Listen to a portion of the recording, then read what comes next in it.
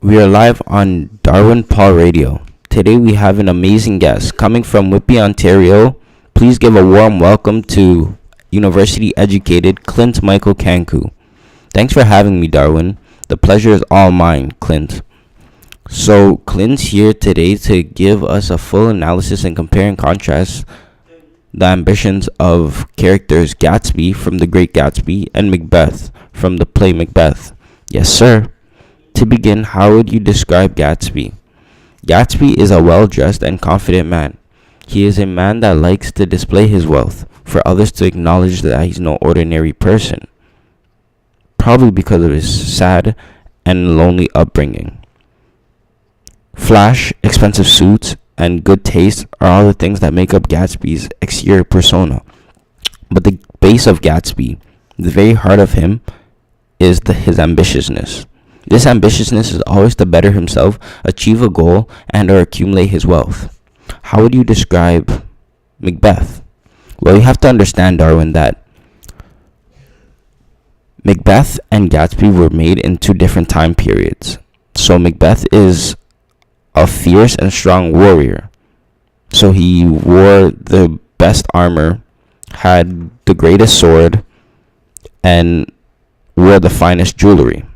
Although Macbeth had a different exterior persona compared to Gatsby, Macbeth still allows his ambitiousness to rule him, much like Gatsby. Sadly, in Macbeth's case, he is more cunning and immoral.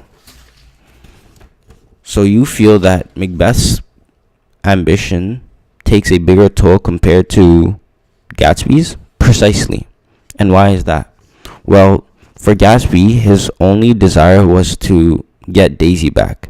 Being the ambitious person that Gatsby was, Gatsby sells over-the-counter alcohol to earn his money.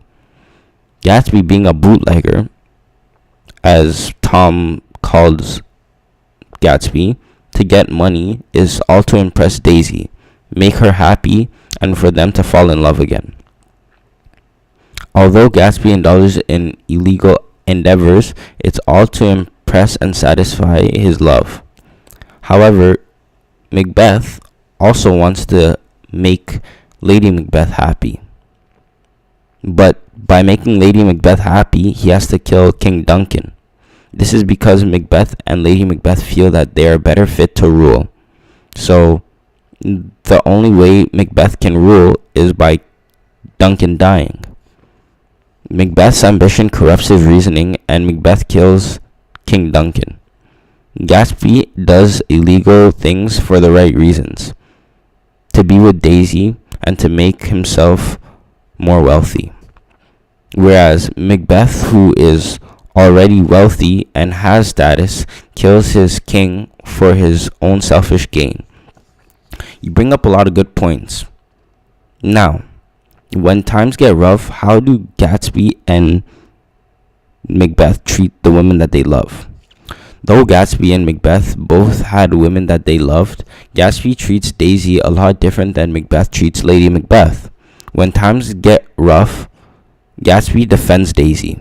Gatsby stood by her and even takes it a step further by taking the blame when Daisy murders Myrtle while driving Gatsby's car.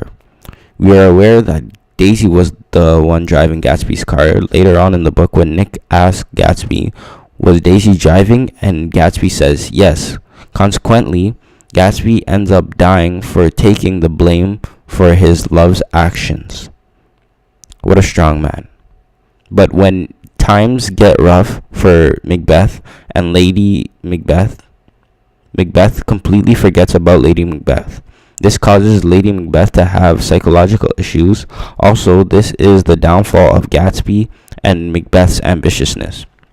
The contrast between the two is Gatsby's ambitiousness was always to the greater good of both him and Daisy, so they could be together.